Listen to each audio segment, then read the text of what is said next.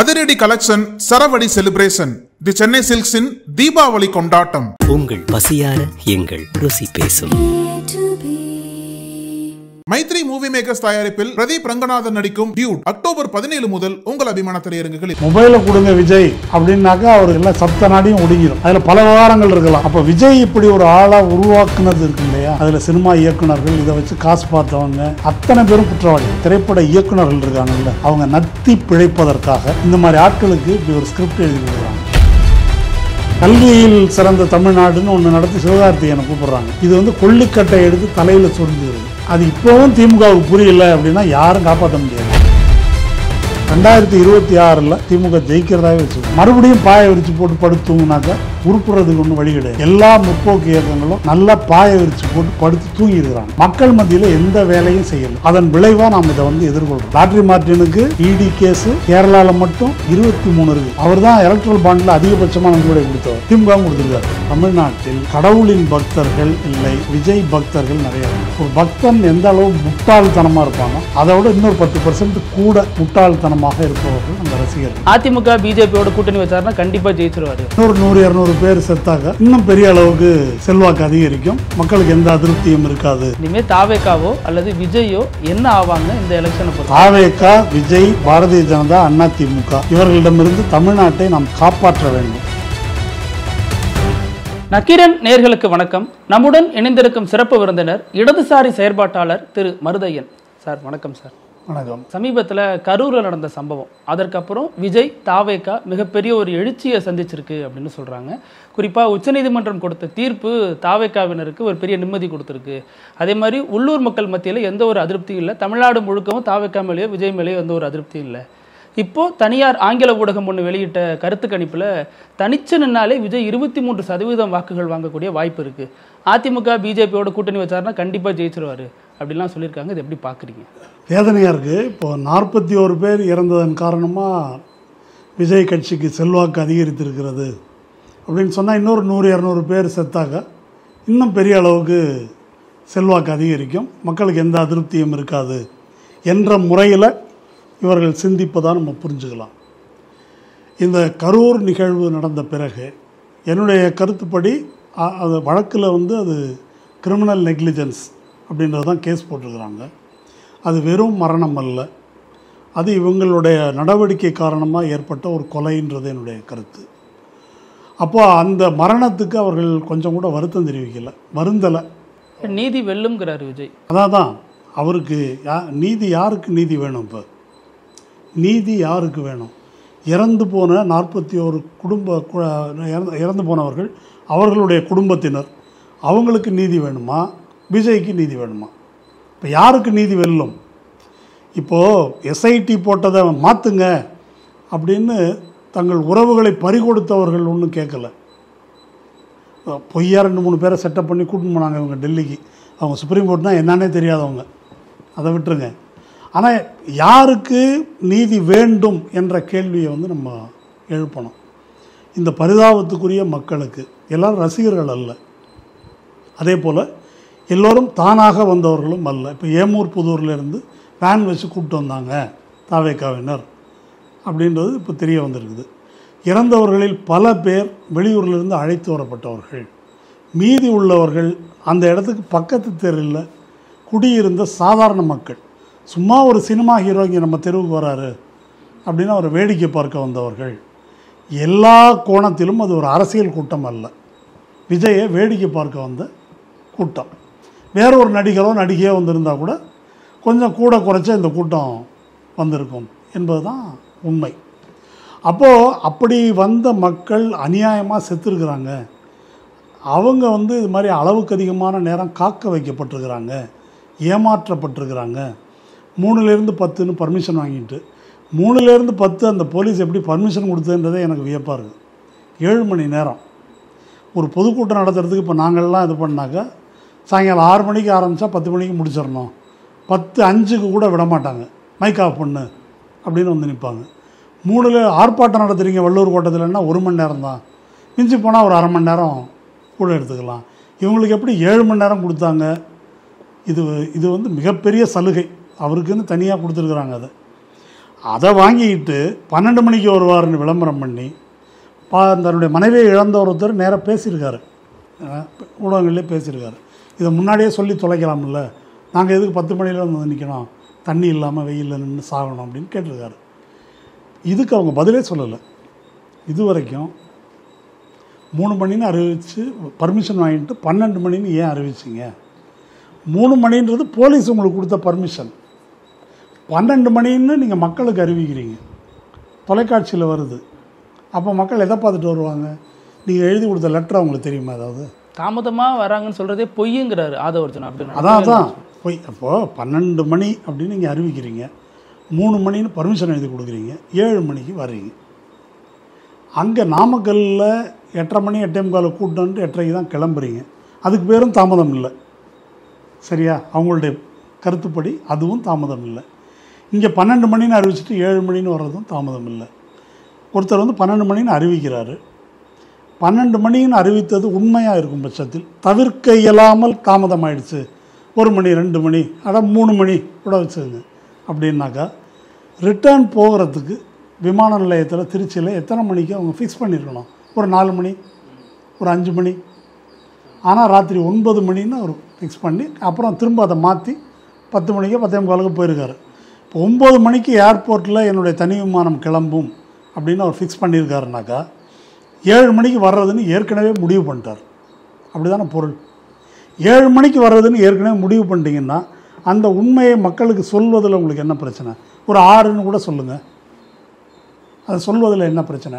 அப்போது இது மக்களை பற்றிய அலட்சியம்னு சொல்கிறாங்க. நான் அப்படி கருதலை. 12 மணின்னு சொல்லி அந்த கூட்டத்தை சேர்க்கணும். அதிலேருந்து அந்த எக்ஸ்பெக்டேஷன் இருக்குல்ல, இந்த படம் வருது வருது வருது, இன்னும் படத்துக்கு ரசிகர்களை ஏங்க வைக்கிறாங்க இல்லையா, அந்த எக்ஸ்பெக்டேஷனை ஏற்றணும். அப்போவும் இவங்க நம்முடைய வந்திருக்கக்கூடிய இப்போ தரவுகளின்படி சாயங்காலம் 4:30 மணி 5 மணிக்கெல்லாம் பெரிய கூட்டம்லாம் அங்கே இல்லை. பாட்டு போட்டு டான்ஸ் ஆடி எல்லாம் பண்ணியிருக்காங்களே தவிர நாம் விஜய் வந்தபோது பார்த்த அந்த கூட்டம் அங்கே இல்லை. அந்த கூட்டத்தை எப்படி வரவழைப்பது? அதுக்கு 2 மெத்தட் கையாண்டுருக்கிறாங்க. ஒன்று, வீக்கெண்டு சண்டே 5 மணிக்கு மேலே சம்பளம் வாங்கிட்டு ஒரு 5000 பேர் டெக்ஸ்டைல் ஒர்க்கர்ஸ் வருவாங்க. அப்போது அந்த டைமுக்கு அப்புறம் வந்தோம்னா அந்த 5000 கூட்டம் வந்துடும். இது ஒரு கணக்கு. 2வது கணக்கு என்ன? அங்கேருந்து வரும்போதே ரோட் ஷோ நடத்திட்டு வர்றாரு, பின்னாலேயே ஒரு கூட்டம் ஒடியாருது. கரூர் பைபாஸ்லேருந்து உள்ளே நுழையிற இடத்துல அவர் லைட் ஆஃப் பண்ணிட்டு வண்டி உள்ளே போயிடுறாரு. அது ஒரு கிட்டத்தட்ட அங்கேருந்து அந்த ஸ்பாட்டுக்கு அவர் வர்றதுக்கு ஒரு 1.5 மணி நேரம் 2 மணி நேரம் கிட்டத்தட்ட. அந்த நேரத்தில் அந்த கூட்டத்தை எல்லாம் இந்த குழந்தைங்களுக்கு மிட்டாயை காட்டி காட்டி விளையாட்டு காட்டுவோம்ல, அதுபோல் இழுத்துக்கிட்டு வராங்க அந்த கூட்டத்தை. ஆங்கிலத்தில் பேக் பைப்பர்னு ஒரு இது கதை சொல்லுவாங்க வெளிநாட்டில். அந்த ஒரு இது வாசிட்டு போனால் எலியெல்லாம் பின்னாலேயே வரும் அப்படின்னு. அந்த மாதிரி இந்த இடத்துக்கு இழுத்துட்டு வராங்க. 50 மீட்டர் தூரத்தில் போலீஸார் வேண்டாங்க, இதுக்கு மேலே போகாதீங்க, ஆபத்து அப்படின்னு சொல்லும்போது, ஏன் கூட்டம் நிறைய தான் இருக்குது, கூட்டம் எங்கே திணறுது? உங்களுக்கோ வண்டியில் ஃபோக்கஸ் லைட் இருக்குது, 50 மீட்டர் முன்னால் நிறுத்துவதில் என்ன பிரச்சனை? என்ன பிரச்சனை? இது ஒரு காமன் சென்ஸ் கேள்வி. அப்போது அந்த கூட்டத்தை லேசான தடியடி நடத்தி கலைத்து தான் அந்த வண்டியே வருது. அதை நம்ம பார்க்குறோம். அந்த பேருந்தினுடைய அகலம் 12 அடி. சாதாரண பேருந்து, நம்ம எஸ்இடிசி பேருந்து அகலம் 8.5 அடி இருக்கும் அதிகபட்சம். ரோடு அகலம் 19 அடி. 19 ஃபுல்லாக மக்கள் வெள்ளம்னா மக்கள் வெள்ளம் தான், டைட்டாக நிற்கிறாங்க. தண்ணியில் இப்போ ஒரு காரோ பஸ்ஸோ வந்தால், இப்போ இந்த மழை காலத்தில் சென்னையில் நம்ம பார்க்குறோம், தண்ணி தேங்கி இருக்கும்போது வந்தால் என்ன நடக்கும்? தண்ணி 2 பக்கமும் இப்படி ஏறும். அப்போ நீங்கள் 17 அடி ரோடில் 12 அடி அகலத்தில் நின்ற மக்கள் எங்கே போவாங்க? ஒன்று இந்த பக்கம் பேரிகேடுக்கு தள்ளணும், அல்லது இந்த சைடு தள்ளணும். உங்கள் பஸ்ஸு அசாத்திய உயரம், அதுக்கு மேலே நீங்கள் நிற்கிறீங்க, உங்களை பார்க்குறதுக்கு தான் வந்திருக்கிறாங்க. இந்த பஸ்ஸு இப்படி உயரமாக இருக்குது, இந்த இடத்துல நிற்கிறவனுக்கு தெரியாது, அப்போ அவன் அங்கே போகணும். மேலும் அந்த பக்கம் நெரிசல் அதிகமாகுது. அப்படி தான் செத்துருக்குறாங்க. அத்தனை சாவும் விஜய் நின்ன இடத்த சுற்றி தான் நடந்திருக்குது, அந்தாண்டெல்லாம் நடக்கலை. இப்போ இவ்வளவு விஷயங்கள் நடந்திருக்குது. இப்போது ஒரு நக்கீரன் கோபால் முதல்ல சொல்லும்போது நான் நம்பலை, இது ஷூட்டிங் அப்படின்னு சொன்னார் இல்லையா, அது ஒரு ஊகம், நம்ம ஏன் அதுக்கெல்லாம் போகணும்னு நான் யோசித்தேன். ஆனால் முந்தா நாள் முரசொலி தலையங்கத்தில் மீட்டிங் என்ற பெயரில் நடந்த ஷூட்டிங் அப்படின்னு எழுதியிருக்கிறாங்க. அந்த சிடி இருக்கு இல்லையா, அந்த பேருந்தில் இருந்த க்ளோஸ் சர்க்கியூட் டிவியினுடைய சிடி, அதை கொடுக்க மறுத்து இவர் போயிருக்கிறார். உங்கள் மேலே எந்த தப்பும் இல்லைன்னா எந்த போலீஸாக இருந்தால் என்ன, வாங்க எடுத்துக்கங்க அப்படின்னு சொல்லலாம். இப்போ ஏன் அதை கொடுக்க மறுத்தார்கள்? ஏன் இவர்கள் பயந்து ஓடி தலைமறைவானார்கள்? இது ஒரு காமன் சென்ஸ் கேள்வி. போலீஸார் சொன்னதுனால தான் போனாங்க அப்படிங்கிறாங்க. போலீஸார் தான் போக சொன்னாங்க. இல்லை இல்லை, அந்த இடத்துல இருந்து போனது.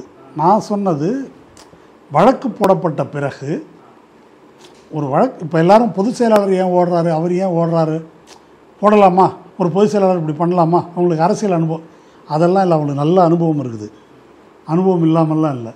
ஏன் ஓடுகிறார்கள் என்றால் போலீஸினுடைய கேள்விக்கு பதில் சொல்ல முடியாதவர்களால். இன்ட்ராகேஷனுக்கு ஏங்க காலையில் லேட்டாக கிளம்புனாரு, நாமக்கல்லில் என்ன நடந்துச்சு, ஏன் லைட் ஆஃப் பண்ணிட்டு வந்தார், ஏன் லைட்டை போட்டு ஆஃப் பண்ணார், ஏன் இந்த இடத்துக்கு தான் வரணும்னு சொன்னீங்க, இந்த கேள்வியை ஒன்றொன்றையும் புசி ஆனந்துக்கிட்ட, ஜெகதீஷ் பழனிசாமிக்கிட்ட, அல்லது ஆதவ் அர்ஜுன்கிட்ட, விஜய்கிட்ட, புசி ஆனந்துக்கிட்ட தனித்தனியாக கேட்கும்போது ஒவ்வொருத்தரும் தனித்தனியாக தங்களுடைய குற்றத்தை மறைப்பதற்கு தனித்தனியாக பொய் சொல்லுவாங்க, மாற்றி சொல்லுவாங்க. எப்பொழுதுமே உண்மையை பேசுபவர்களுக்கு பயம் கிடையாது, குற்றம் இழைக்காதவர்களுக்கும் பயம் இல்லை. உங்களை யாரும் அடித்து துன்புறுத்த போகிறதில்ல, லாடம் கட்ட போகிறதில்ல. நீங்கள் உள்ளே போனீங்கன்னா மறுநாளே கோர்ட் பெயில் கொடுத்துரும். அப்போது இவர்கள் ஏன் தப்பித்து ஓடி தலைமறைவானார்கள் என்றால் ஒரே காரணம், இந்த கேள்விகளுக்கு பதில் சொன்னால் மாட்டிக்கும். இன்றைக்கி சிபிஐக்கு ஹேண்ட் ஓவர் பண்ண சொல்லியிருக்காங்க. Police Karur law and order police விசாரித்தது, எஸ்ஐடியில் அவர் ஐஜி அஸ்ராகாருக்கு விசாரித்தது, இந்த எல்லாத்தையும் எங்கள்கிட்ட ஒப்படைங்கன்னு சொல்லியிருக்காங்க. நீங்கள் யோசிச்சு பாருங்களேன், ஒருவேளை அஸ்ராகாருக்கு விசாரிச்சிருக்காரு இந்த ஒரு வாரத்தில், அந்த சிடியெல்லாம் வந்துருச்சு அப்படின்னா இது பூரா ஸ்டேட் கவர்மெண்ட் கைக்கு தெரிஞ்சிருது. இந்த என்கொயரியில் இது ரெக்கார்ட் ஆகிடுது, இதை மறுக்க முடியாது. அப்போ இந்த தரவுகள் வெளியே வரக்கூடாது என்ற ஒரு காரணத்துக்காகத்தான் ஆதவ் அர்ஜுனா பேஸ்கெட் பால்னு சொல்லிட்டு இங்கேருந்து அங்கே போனார், புசி ஆனந்த் தலைமறைவானார், இவங்க எல்லோரும் போய் ஒளிஞ்சுக்கிட்டாங்க. அவர் மாவட்ட செயலாளர் ஒன்றும் தெரியாதவர் மாட்டிக்கிட்டாருன்னு வச்சுங்க, அவ்வளோதான். அப்போ இது இவ்வளோ விவரமாக நான் சொல்வதற்கு என்ன காரணம்னா, நீதி வெல்லும் அப்படின்னு இவர் சொல்கிறார். அப்படின்னா இத்தனை மோசமான குற்ற நோக்கத்திலிருந்து தான் இந்த 41 மக்கள் கொல்லப்பட்டிருக்கிறாங்க. எங்களுக்கு அந்த இடத்த கொடுத்துட்டாங்க, இந்த இடத்த, இதெல்லாம் ஃப்ராடு. அதை பற்றி போதுமான விளக்கம் சொல்லிட்டாங்க. 3 இடம், அதில் இதுதான் உகந்தது, எல்லோரும் இங்கே தான் கூட்டம் நடத்துகிறாங்க, அனைத்து கட்சி கூட்டம் போட்டு இதை முடிவு பண்ணியிருக்கிறோம், 2 நாள் பழனிசாமி இங்கே நடத்தியிருக்காரு. எப்படி கேட்குறாங்கன்னா, எங்களுக்கு அதிக கூட்டம் வரும்னு உங்களுக்கு தெரியாதா? ஒரு தொலைக்காட்சியில் பார்த்தேன், இந்த விஜய் ரசிகர்கள் வாதாடுறாங்க. அவர் ஒரு உதாரணம் சொல்கிறார் அருமையாக. இப்போ எங்கள் வீட்டில் ஒரு ஃபங்க்ஷன்னா 500 பேருக்கு சாப்பாடுன்னா கரெக்டாக 500 பேருக்கு செய்ய மாட்டோம் சார், ஒரு 200-300 பேருக்கு சேர்த்து செய்வோம்ல. அது மாதிரி போலீஸுக்கு தெரியாதா இது 10,000னா கூட வரும்ன்ட்டு, இப்போ 20,000-30,000ன்றீங்களே, முதல்ல உங்களுக்கு தெரியாதா? இது ரொம்ப ரொம்ப எளிய கேள்வி மாதிரி தெரியுது. அதில் கேள்வியில் உள்ள ஒரு பாயிண்ட் சொல்கிறேன். நல்ல உதாரணம் அவர் சொன்னது.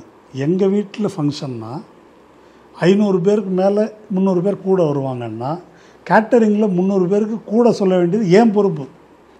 நான் 500 பேர்னு சொன்னால் 1000 பேருக்கு கேட்டரிங்காரன் தயார் பண்ணிட்டு வருவானா?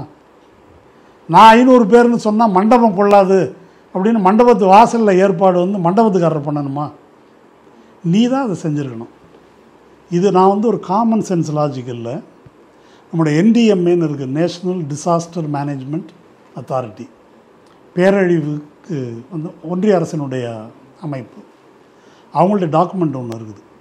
அது கும்பமேளாவாக இருந்தாலும், ஏதாவது ஒரு மியூசிக் ஈவெண்ட்டாக இருந்தாலும், ஆன்மீக நிகழ்ச்சியாக இருந்தாலும், அரசியல் நிகழ்ச்சியாக இருந்தாலும், எதுவாக இருந்தாலும், இந்த மாதிரி க்ரௌடில் நடக்கக்கூடிய சாவுகள் நிறைய அப்படி சாவு நடக்குது இல்லையா? இதுக்கெல்லாம் யார் அந்த ஈவெண்ட்டை ஆர்கனைஸ் பண்ணுறாங்களோ அவங்க தான் முதல் பொறுப்பு, அவர்கள் மீது தான் வழக்கு போட வேண்டும் அப்படின்னு நான் சொல்லலை. மோடி படம், அமித்ஷா படம் போட்டு NDMA போட்டிருக்கிற டாக்குமெண்ட் அது வெளிவந்துருக்குது, போன வருஷம்தான். அதை எடுத்து படித்து பார்க்கட்டும். அதனால் போலீஸ் ஏன் கேட்கல, இவர் ஏன், அந்த கதையெல்லாம் பேச முடியாது. இவங்க தான் அக்கௌண்டபிள்.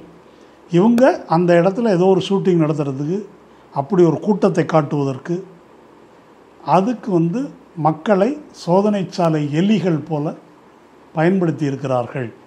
அதனால் நீதி உண்மையிலே விஜய் சொல்கிற மாதிரி வெல்லும்னா அவங்க எல்லாம் கம்பி எண்ணணும். இதில் தாவேக்கா என்ன சொல்கிறாங்கன்னா 67, 77 குறிப்பிட்டு சொல்கிறாங்க.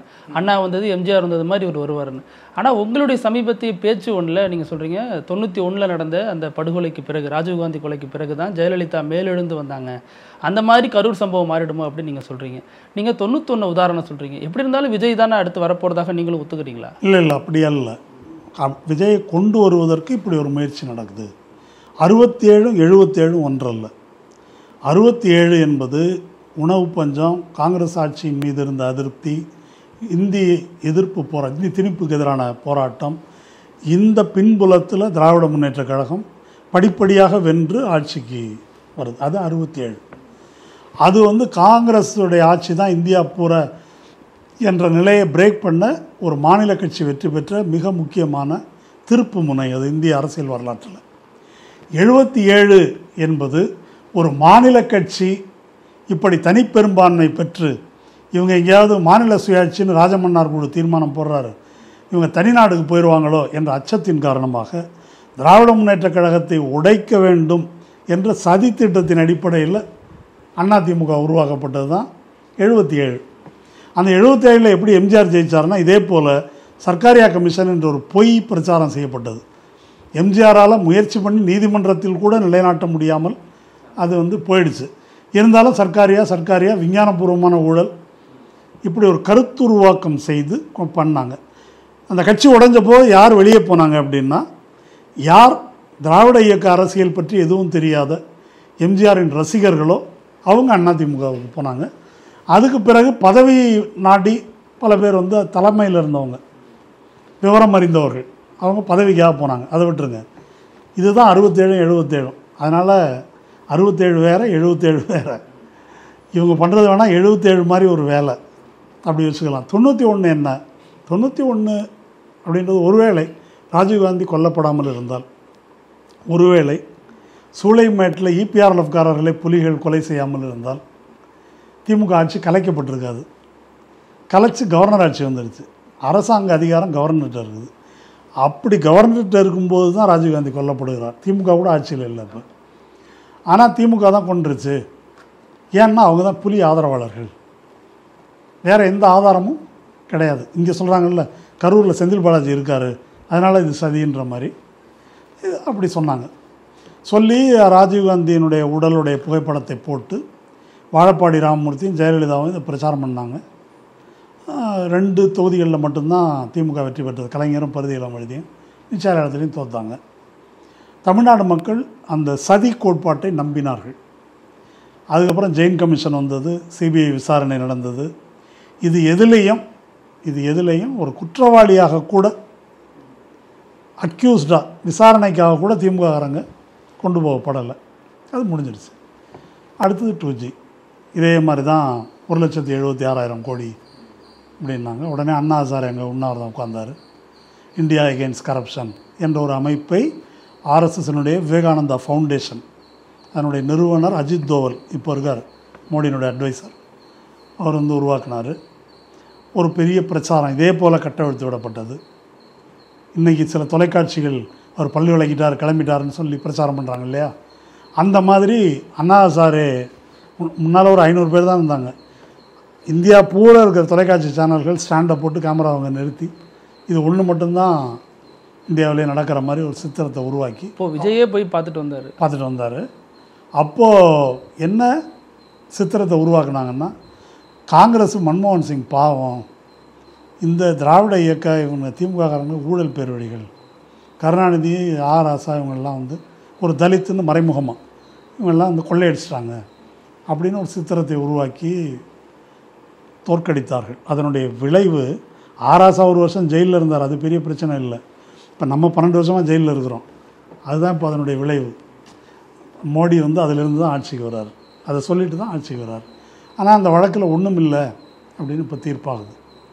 எகெயின் இதில் ஒரு பேரலல் இருக்குது. இந்த அண்ணா ஹசாரே, வினோத் ராயுடைய அறிவிப்பு, இதுக்கெல்லாம் நியாயம் கற்பிக்கும் விதத்தில் அன்றைக்கி உச்சநீதிமன்றத்தில் இருந்த கங்குலி என்ற நீதிபதி ஆராசா கொடுத்த எல்லா லைசன்ஸையும் நான் கேன்சல் பண்ணுறேன் அப்படின்னு பாருங்கள், சுப்ரீம் கோர்ட்டே கேன்சல் பண்ணி விட்டது அப்படின்னாங்க. ஆனால் ட்ரையல் கோர்ட்டில் விசாரணையில் சுப்ரீம் கோர்ட் செய்தது தப்பு, அப்படி ஒரு ஊழல் எதுவும் நடக்கவில்லை, ஒரு பைசா கூட இதில் ஊழல் கிடையாது என்பது தான் தீர்ப்பு வந்தது. இன்றைக்கி உச்சநீதிமன்ற தீர்ப்பு வெற்றின்றாங்க இல்லையா, சிபிஐக்கு வந்துருச்சுன்னு. இதுதான் நடக்க போகுது. சிபிஐ தலைகீழ நின்று விசாரித்தாலும், எவ்வளவு செட்டப் பண்ணுறதுக்கு எவ்வளோ முயற்சிகள்லாம் பண்ணாலும், இதில் இந்த அரசு, திமுக அரசையோ அதிகாரிகளையோ ஃபிக்ஸ் பண்ணுறதுக்கு எதுவுமே கிடையாது. மிக அதிகபட்சமாக போனால் லோக்கல் போலீஸ்காரங்க இதை செய்யலை அதை செய்யலை அப்படி ஏதாவது சில்லறையாக ஏதாவது சொல்லி இந்த டிஎஸ்பி இப்படி பண்ணிட்டாரு அப்படின்னு அப்படி ஏதாவது குற்றச்சாட்டுகள் சொல்லாமே தவிர, இந்த அரசு மீதோ இந்த பத்திரிகையாளர் சந்திப்பில் உரையாற்றிய அதிகாரிகள் மீதோ யார் மீதும் குற்றம் சொல்ல எதுவும் இல்லை. எல்லாத்துக்கும் வீடியோ எவிடன்ஸ் இருக்குது. அவங்க சொல்கிற எதுக்கும் வீடியோ எவிடன்ஸ் கிடையாது. கத்தியால் குத்துனாங்க, கழுத்தில் துண்டை போட்டு முறுக்குனாங்க, விஷ ஊசி போட்டாங்க, என்னென்னவோ சொல்கிறாங்க. அது எதுக்கும் எவிடன்ஸ் கிடையாது. போஸ்ட்மார்ட்டத்தில் என்ன நடந்தது எல்லாத்துக்கும் வீடியோ இருக்குது. என்ன ரகசியம் அது? பார்த்துக்குங்க. சிபிஐ பார்க்க தான் போகுது. அதில் என்ன தப்பு நடந்துச்சுன்னு அவங்க சொல்லட்டும். இந்த கரூர் விவகாரத்தை பொறுத்த வரைக்கும் திமுக தான் சதி செஞ்சிருச்சு, சதி கோட்பாடு அமைச்சர் செந்தில் பாலாஜி தான் பண்ணிட்டாரு. நிறைய பேர் இப்போ அதிமுக சேர்ந்தவங்களும் சொல்கிறாங்க, பாஜகவை சேர்ந்த நயினா நாகேந்திரனும் சொல்கிறாரு. இது தாவேக்காவுக்கு கை கொடுக்கும், அரசியல் ரீதியாகவும் அவங்க ஒரு மேப் பண்ணிட்டு இருக்காங்க, பாஜக அதிமுக தாவேக்கான்னு. இது எப்படி பார்க்குறீங்க? இல்லை, இந்த கான்ஸ்பிரசி தியரி அல்லது சதி கோட்பாடு அப்படின்னா என்ன? எந்த ஒரு விஷயத்தையும் உரிய ஃபேக்ட் எவிடன்ஸ் இல்லாமல் சொல்லுவது, இல்லாமையே அதை நம்புறது, இதுக்கு பேர் தான் சதி கோட்பாடு. சரிதானா? இது நம்ம ஊரில் தான் நடக்கலை, உலகம் முழுதும் நடக்குது. நம்ம ஊரில் இந்த வேலையில் ரொம்ப பெயர் போனவர்கள் கொட்டை போட்டது யாருன்னா பிஜேபி. அந்த கட்சி சதி கோட்பாட்டில் தான் வளர்ந்துருக்குது. அதாவது இப்போது அயோத்தி இதெல்லாம் வர்றதுக்கு முன்னால் ஒரு 20 வருஷமாக கலவரம் பண்ணுறது தான் அவங்களுடைய முக்கியமான இது. என்ன செய்வாங்கன்னா, கோயில் வாசலில் ஒரு மாடு தலையை வெட்டி போட்டுருவாங்க, பசுமாடு தலையை. இதை முஸ்லீம் தான் பண்ணிட்டான் அப்படின்னு அங்கே அடிப்பாங்க. இப்படிப்பட்ட கலவரங்களை இத்தனை நாளாக நடத்தினாங்க. அதுக்கு பிறகு லவ் ஜிஹாத் அப்படின்னு ஒரு பிரச்சனையை எழுப்பி அதில் தான் யோகி ஆதித்யநாத் யூபியில் பதவிக்கு வந்தார். முஸ்லீம் பையன் இந்து பெண்ணை கொண்டு போயிட்டான் அப்படின்னு சொல்லி ஒரு கலவரம் பண்ணி ஒரு 70,000-80,000 முஸ்லீம்களை அடித்து ஊரை விட்டு துரத்தி பல பேரை கொலை செய்து பதவிக்கு வந்துட்டார். அப்புறம் விசாரணை எல்லாம் முடிஞ்ச பிறகு அப்படி ஒரு லவ் அஃபேரே கிடையாது, அப்படியே ஒன்றும் நடக்கவில்லை அப்படி முடிவாச்சு. குஜராத்தில் மோடி எப்படி முதல்வரானார் அது நமக்கு தெரியும். நம்ம ஊரில் லாவண்யா கேஸில் இவங்க என்ன பண்ணாங்க திருக்காட்டுப்பள்ளியில். அதனால் இதில் அவங்க பேர் போனவர்கள். அந்த மரபில் வந்தவங்க நம்ம ஜெயலலிதா. அவங்க முதல்ல என்னை முடியை பிடிச்சி எடுத்துட்டாங்க, சேலையை பிடிச்சி எடுத்துட்டாங்க. ஆமாம், அந்த பிரச்சனையெல்லாம் ஏன் நடந்துச்சு அப்படின்றத அன்னைக்கு ஜெயலலிதாவினுடைய வலதுகரமாக இருந்த திருநாவுக்கரசர் வெளியே சொன்னார். இந்த மாதிரி பட்ஜெட்டு தாக்கல் பண்ண கலைஞர் எழுந்திருக்கும் போது எதிர்க்கட்சி தலைவராக இருந்த ஜெயலலிதா, நான் அந்த பேப்பரை பிடுங்குவேன், அதை ஒட்டி ஒரு கலவரத்தை உருவாக்குவோம் அப்படின்னு சொன்னாங்க. இதெல்லாம் தப்புமா, அப்படிலாம் பண்ணக்கூடாது அப்படின்னு நாங்கள் சொன்னோம். இருந்தாலும் அவங்க கேட்கல. வேறு வழி இல்லை, கட்சி கட்டுப்பாட்டுக்காக நாங்கள் அதெல்லாம் பண்ணுற மாதிரி ஆயிடுச்சு. இப்படியே திருநாவுக்கரசு சொன்னார். இப்படி தான் அது அரங்கேற்றப்பட்டது. அதை வச்சு ஒரு பெண்ணென்றும் பாராமல் அப்படின்னு ஒரு சீனை போட்டாங்க அவங்க. அது பொய்ன்னு திருநாவுக்கரசு, அந்த திருநாவுக்கரசு பிஜேபிக்கும் போயிட்டு வந்துட்டார். அவர் சொன்ன பிறகும் 2 வருஷம் முன்னால் நிர்மலா சீதாராமன் கனிமொழியை பார்த்து, உங்களை தெரியாது, நீங்கள் ஜெயலலிதா சேலையை பிடிச்சி எடுத்தவங்க தானே அப்படின்னு நாடாளுமன்றத்தில் இது ஒன்று. அடுத்தது ராஜீவ் கொலை. ஜெயலலிதா எப்பொழுதுமே அரசியல் இப்படி தான் பண்ணியிருக்கிறாங்க. இப்போது எம்ஜிஆர் நகரில் ஜெயலலிதா ஆட்சியின் போது வெள்ள நிவாரணம் கொடுக்கறதுக்கு அது 40க்கும் மேற்பட்டவர்கள். அந்த இங்கே 20,000 30,000ன்றாங்க, அங்கே ஒரு 2,000 பேர் கூடியிருப்பாங்க. இருட்டில் காசுக்காக அப்படி மோதின அந்த மக்கள் 40க்கும் மேற்பட்டவர்கள் இறந்தார்கள். என்ன நடந்துச்சு? யார் மேலே கேஸு? அங்கேருந்து திமுககாரன் மேலே குண்டாஸ் ஆக்ட் போட்டு உள்ளே வச்சாங்க. சரிதானா? இப்போ இது எல்லாமே சதி கோட்பாடு. எனக்கு ஆச்சரியம் என்னென்னா, மகாமகத்தில் இந்த அம்மாவும் சசிகலாவும் குளிக்க போனாங்க, அதில் ஒரு 100 பேர் செத்தாங்க. நல்ல வேளை அதையும் திமுக கணக்கில் எழுதலை. என்ன அப்படி ஒரு ஐடியா அந்த அம்மாவுக்கு வரலன்னு நினைக்கிறேன். இப்போ என்ன அந்த ஐடியா இப்போ இவங்களுக்கு வந்துருக்குது. அதனால் சதி கோட்பாடு என்பது இவர்களுடைய மெத்தட். இப்போ நம்முடைய பிரச்சனை என்னன்னு கேட்டால், சதி கோட்பாட்டை மக்கள் ஏன் நம்புகிறாங்க அப்படின்றதான் சொல்கிறான். அது ஏற்றுக்கிறதுனால தான் விஜய் மீது இன்னமும் பெரிய அப்படி ஒன்று வருது. இப்போது சதி கோட்பாடு இந்த ஊரில் மட்டும் இல்லை, உலகம் பூரா இருக்குதுன்னு சொன்னேன். இப்போ ட்ரம்ப் எப்படி ஜெயித்தார் இந்த தேர்தலில் அப்படின்னு சொன்னால், வெளிநாட்டிலேருந்து வந்தவங்க 2 கோடி பேருக்கு மேலே வந்துட்டாங்க. அது யார்? இந்தியர்கள் வந்துட்டாங்க, லத்தீன் அமெரிக்காவிலேருந்து வந்துட்டாங்க, கண்டாவும் வந்துட்டாங்க. சரி, வந்து என்ன பண்ணுறாங்க? அவங்க வந்தனால தான் நமக்கு வேலை கிடைக்கல, ரைட், அது போட்டோம். அவங்க வந்து இந்த நாட்டில் நடக்கிற குற்றங்களுக்கெல்லாம் அவங்க தான் பொறுப்பு.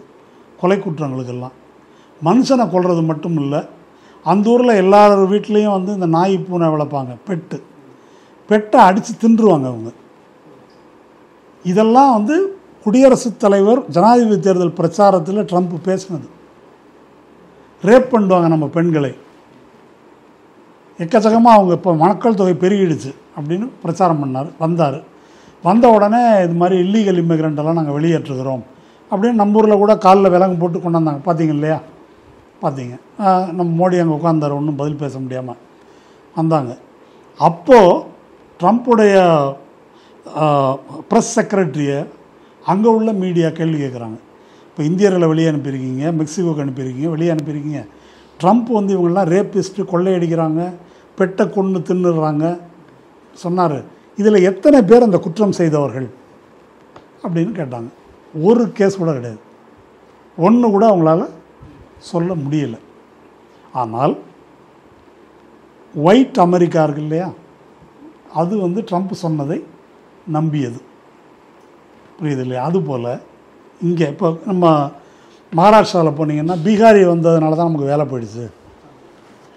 அங்கே உண்மையில் மகாராஷ்டிராவை சாப்பிட்டது யாருன்னா குஜராத்தி பனியாக்கள், சொத்தெல்லாம் வாங்கினது. இவங்க கூலிக்கு வேலை செய்ய போனவங்க அப்படின்னு. அதுக்கு முன்னால் தமிழர்களுக்கு எதிராக அதே மாதிரி சிவசேனா தாக்குதல் தொடுத்தது. அப்போது வெளியே வந்து ஒரு பொது பார்வையில் அரசியல் விவரம் இல்லாதவர்கள் மக்கள் இதை வந்து அப்படி நம்புகிறாங்க. இப்போ விஜய் வந்து சினிமாவில் ஒரு ஹீரோ, நல்லது மட்டுமே செய்கிறவர், ரொம்ப அப்ராணி, வெளுத்ததெல்லாம் பால் நம்புகிறவர். இந்த மாதிரி நம்ம திரைப்பட இயக்குநர்கள் இருக்காங்கல்ல, அவங்க நத்தி பிழைப்பதற்காக இந்த மாதிரி ஆட்களுக்கு இப்படி ஒரு ஸ்கிரிப்ட் எழுதி கொடுக்குறாங்க. இந்த ஸ்கிரிப்ட் எப்படி எழுதப்படுதுன்னா, ரஜினிகாந்த்லேருந்து எம்ஜிஆர்லேருந்து இன்னை வரைக்கும் எம்ஜிஆரை ஆக்கினவர் ஒருத்தர், பட்டுக்கோட்டை கல்யாண சுந்தரம்னு ஒரு கம்யூனிஸ்ட், அவர் செத்து போட்டார். அவர் பண்ண வேலை நம்ம அனுபவித்தோம்னு வச்சுக்கோங்க. நம்ம எம்ஜிஆர் அனுபவித்தோம், அப்புறம் ஜெயலலிதாவுக்கும் சேர்த்து அனுபவித்தோம். அதுக்கப்புறம் ரஜினிகாந்துக்கு பஞ்சு டைலாக், இப்போ வருவேன், ஆமாம், ஆண்டவன் சொன்னால் வருவேன், இதே டைலாக்லாம் எழுதி கொடுத்தாங்க. 96லேருந்து இப்போ எப்போ இந்த அபாயம் வரப்போகுதோன்னு நம்ம எல்லோரும் மூச்சை பிடிச்சிட்டு இருந்தோம். அப்புறம் ஒரு வழியாக அவரே போயிட்டார். இதுக்கு காரணம் அவருடைய சொந்த அறிவோ சொந்த முயற்சியோ இல்லை. இவங்க பிழைக்கிறதுக்காக நம்ம தமிழ்நாட்டை சேர்ந்த இயக்குநர்கள் இந்த சமூகத்தை நாசம் பண்ணுறதுக்கு, இவங்க பிழைப்பதற்காக இந்த மாதிரி எல்லாரையும் சினிமாவே வந்து அரசியல் மாதிரி மாற்றி விடுறது, அந்த வேலையை வந்து விஜய்க்கும் பண்ணியிருக்கிறாங்க. அப்போ விஜய் இப்படி ஒரு ஆளாக உருவாக்குனது இருக்கு இல்லையா, அதில் சினிமா இயக்குநர்கள், இதை வச்சு காசு பார்த்தவங்க அத்தனை பேரும் குற்றவாளிகள், திரைமறைவில் இருக்கிற குற்றவாளிகள். பொதுவாக நம்ம ஆட்கள் என்ன நினச்சிட்டு இருக்கிறாங்கன்னா, இப்போ கூட பேசுகிறாங்க, நான் கூட விஜய் ரசிகன் தாங்க, சினிமாவை பார்க்கணும் சார் அப்படின்னு. அப்படியெல்லாம் மக்கள் பார்க்க மாட்டாங்க. சினிமாவை பார்த்துருந்தா ஏன் எம்ஜிஆர் வர்றாரு, ஏன் ஜெயலலிதா வர்றாங்க, எப்படி ரஜினிகாந்த் வர முடியுது, எப்படி என்டி ராமராவ் வர முடியுது, இவங்கெல்லாம் எப்படி வர முடியுது? அப்போது படிப்பறிவு இல்லாத மக்கள், சாதாரண மக்கள், படிப்பறிவு இருந்தாலும் உண்மையான அறிவு இல்லாத முட்டாள்கள். இப்போ கூட ஒருத்தன் எம்டெக் படிச்சுட்டு உள்ளே இருக்கிறான்ல, என்ன வதந்தி பரப்பிட்டு, ஆமாம், அந்த மக்களை வந்து இந்த மாதிரி ஆக்குறதில்ல. ஆனால் இது பாத்திரம் பண்பட்ட மண், பெரியார் மண், இங்கே எப்படி இப்படி நடக்குதுன்னு கேட்குறாங்கல்ல சார்? ஆமாம் நடக்குது இல்லை. பெரியார் மண் இங்கே ஒன்றும் நடக்காது அப்படின்னு யார் நம்பிக்கையோடு இருக்காங்களோ அவங்க தான் யோசிக்கணும். அப்போது தமிழ்நாட்டு சமூகத்தில் ஒரு குறிப்பிட்ட பிரிவு தான் அந்த மாதிரி சிந்திக்கக்கூடியவங்களாக இருக்கிறாங்க. பெரும்பான்மை பிரிவு அப்படி இல்லை. இப்போ திமுகவில் எம்ஜிஆர் இருந்தார், எம்ஜிஆர் வெளியே போனார், ஆனால் 10 வருஷத்துக்கு அவர் தான் ஆட்சி பண்ணார். அதாவது யார் ரசிகர் மன்ற குஞ்சுகளோ அவங்க தான் ஆட்சி பண்ணாங்க. அப்போ எம்ஜிஆர் நல்லவர் வல்லவர் வள்ளல் இந்த இமேஜ் இருக்கு இல்லையா, அதை பார்த்து ஏமாந்த மக்கள் அதுக்கு தான் ஓட்டு போட்டாங்க. அப்புறம் பெண் அப்படின்றதுக்காக ஜெயலலிதாவுக்கு, அந்த பெண் அந்தியூர் விஜயா ரேப்புக்குள்ளான போது, அண்ணாமலை நகர் பத்மினி ரேப்புக்குள்ளான போது என்ன டயலாக் பேசுனாங்க சட்டமன்றத்தில்? போலீஸ் ஸ்டேஷன் கஸ்டோடியல் ரேப்புன்னு சொல்லிட்டு காசு பிடுங்கிறதே ஒரு வேலையாக போச்சுன்னு பேசுனாங்க அந்த பெண். இப்படியெல்லாம் பேசியும் யாருக்கும் ஒன்றும் சொரணை வரல, கோபம் வரல. அதனால் இது பெரியார் மண் என்பது உண்மை. இருந்தாலும் ஆக பெரும்பான்மையினர் தொடர்பு எல்லைக்கு வெளியே தான் இருக்கிறாங்க. இது ஒரு உண்மை, இது ஒரு யதார்த்தம். அப்போ விஜய் ரசிகனாக ஒரு கூட்டம் இருக்குது, சினிமா ரசிகனாக ஒரு கூட்டம் இருக்குது அப்படின்னு சொன்னால் இதுதான் நம்ம தமிழ்நாட்டினுடைய பலவீனமான பகுதி. பிஜேபி தமிழ்நாட்டில் என்னென்னோ பண்ணி பார்த்தாங்க. மதவெறி பிரச்சாரம் பண்ணாங்க, ஒர்க் அவுட் ஆகலை. முஸ்லீம் எதிர்ப்பு பிரச்சாரம், கிறிஸ்தவ எதிர்ப்பு பிரச்சாரம் ஒர்க் அவுட் ஆகலை. வேல் யாத்திரை போனாங்க, முருகன் மாடு நடத்தினாங்க, ஒர்க் அவுட் ஆகலை. எல்லாம் பண்ணி பார்த்துட்டாங்க. இது எதுவுமே நடக்கலை. என்னடா இது கோயிலுக்கு கூட்டம் சேருது, நமக்கு மட்டும் வரமாட்டேங்குது அப்படின்னு அவங்க யோசிச்சுட்டு இருந்தாங்க. இப்போ கண்டுபிடிச்சிட்டாங்க. இப்போ என்ன கண்டுபிடிச்சிருக்கிறாங்கன்னா, தமிழ்நாட்டில் கடவுளின் பக்தர்கள் இல்லை, விஜய் பக்தர்கள் நிறையா இருக்கிறாங்க. அவங்க ரசிகர்கள்லாம் கிடையாது, பக்தர்கள். ஒரு பக்தன் எந்த அளவு முட்டாள்தனமாக இருப்பானோ அதை விட இன்னொரு 10% கூட முட்டாள்தனமாக இருப்பவர்கள் அந்த ரசிகர்கள். ஸோ இதை பயன்படுத்தி நம்ம உள்ளே வந்துடலாம் அப்படின்னு வந்திருக்கிறாங்க. இவர் பிஜேபியை கொள்கை எதிரி அப்படின்னு சொல்கிறாருல்ல சார், அது எப்படி சார்? அது இவருக்கு என்ன கொள்கை? முதல்ல எந்த கொள்கைக்கு அவர் எதிரி? அந்த வக்ஃபு பில்லு எதிர்க்கிறேன்னா அவங்க செயலாளர்கிட்ட எதை எதிர்க்கிறீங்கன்னு சொல்ல தெரியல அவருக்கு. இப்போ விஜய்க்கு நாமக்கல் ராமலிங்கம் பிள்ளைன்ற பேரை சொல்ல தெரியல, அதை பேப்பரில் பார்த்து தடுமாறுறாரு இல்லையா? ஒரு கட் அவுட்டை வச்சுட்டாக்கா அவங்க கொள்கை எதிரியா? பெரியார் படம், அம்பேத்கர் படம். அம்பேத்கர் மிக முக்கியமாக ஒன்று சொல்லியிருக்காரு, இது மிகப்பெரிய தலைப்பு நான் சொல்கிறது. அம்பேத்கருக்கு அவருடைய காலத்தில் இருந்த மிகப்பெரிய சேலஞ்ச்